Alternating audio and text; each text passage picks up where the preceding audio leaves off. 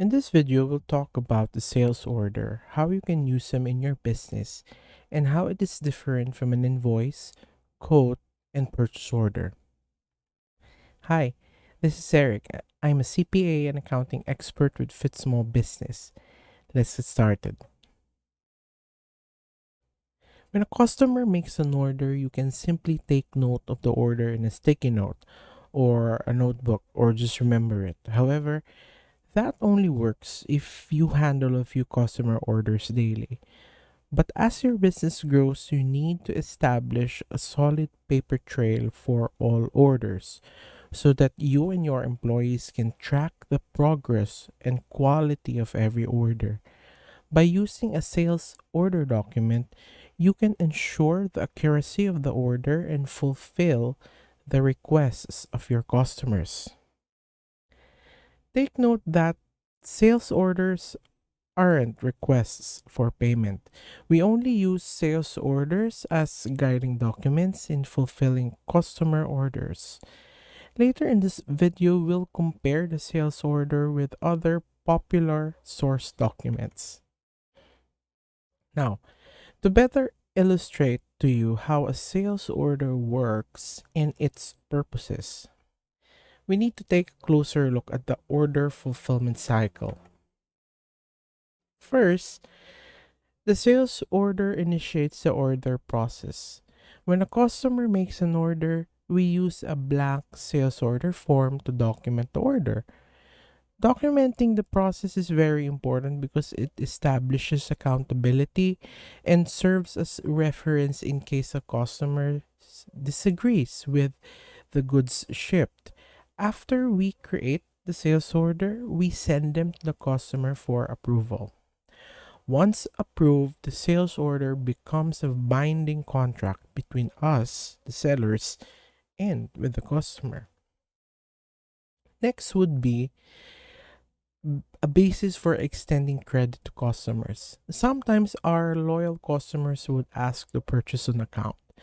Before we grant their request, we should first forward the sales order document to the credit department for credit evaluation. Our AR personnel will first check if the customer has an outstanding balance or if the customer has a past history of late payments. If our customer is a good payer, we can give them a generous payment term. If you want to learn more about giving payment terms and early payment discounts, I'll put the links to our articles and videos in the description box below. Be sure to check them out after this video. Our sales order is also the basis for our inventory records. When we ship the goods to the customers, we need to update our inventory and cost of goods sold account. We use the information in the sales order to remove the quantity sold from the inventory account, and then we transfer it to the cost of goods sold account in the income statement. Moreover, we also need the sales order for shipping because it contains the customer's shipping address. And lastly, after preparing the goods for shipment, we forward the sales order document and other shipping documents to accounts receivable. The AR clerk will prepare the invoice that we will send to the customer. We can either send the invoice along with the shipment, so we should print the invoice before we send the shipment to the customers, or we send it electronically through email or by using small business accounting software such as QuickBooks Online. QuickBooks Online is a wide array of features that lets you personalize and manage invoices easily.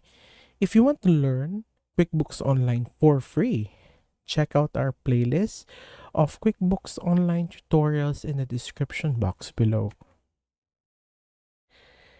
Now that we've seen how a sales order works in the order fulfillment cycle, it's time to check out a sample sales order document.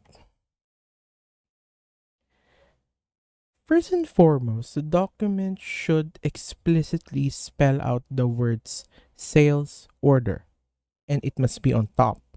We don't want this document getting mixed with invoices, quotes, or purchase order.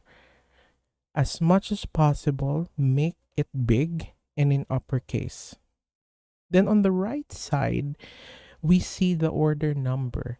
The order number serves as a unique identifier for all sales orders. It means that every sales order has a unique number. It also means that no sales orders should have the same order number. As much as possible, it's better if it's pre-numbered so that we can easily account for orders. Of course, let's not forget company details. Why? Because it helps us segregate internal documents from other documents. After that, we need to enter the billing information and shipping information. Sometimes, customers would ask us to ship the goods to a different location. So we should be careful in the addresses because we don't want our goods going directly to the customer's main store or headquarters when they want it shipped to their warehouse. Then let's proceed to order details. Don't forget to enter the date the order was approved and when it is needed by the customer. Also, let's ask the customer how the goods will be shipped, whether by air, land, or sea. Then, specify the courier service who will deliver the goods to the customer. For transparency, let's also include the payment term and the shipping term. The AR personnel who will prepare the invoice will need the payment term for invoicing, while the people handling the shipment will need the shipping term for the shipping address and when dealing with the courier. And finally, you may include the customer number and the salesperson in charge of the order. After that, let's complete the sales order. Never miss the quantity ordered. Be specific as possible. Specify if the goods ordered are measured in grams, kilograms, liters, pieces, bundles, packs, boxes, containers, etc. In our sample sales order, there's a field for the part number. This will be useful if we are selling hardware tools or electronics. Then, let's fill out the description box. Here, try to be specific as well. Mention the product name, the manufacturer, the build, and the color of the product. And lastly, don't forget to enter the price and the total. These two are pretty self-explanatory. At the bottom of our sales order, you need to sum up the total, indicate the mode of payment, and let the salesperson sign after received by. And we're done with the sales order. Actually, there are lots of sales order formats that you can follow. So feel free to find the best format that works for you because sales orders may vary in every business.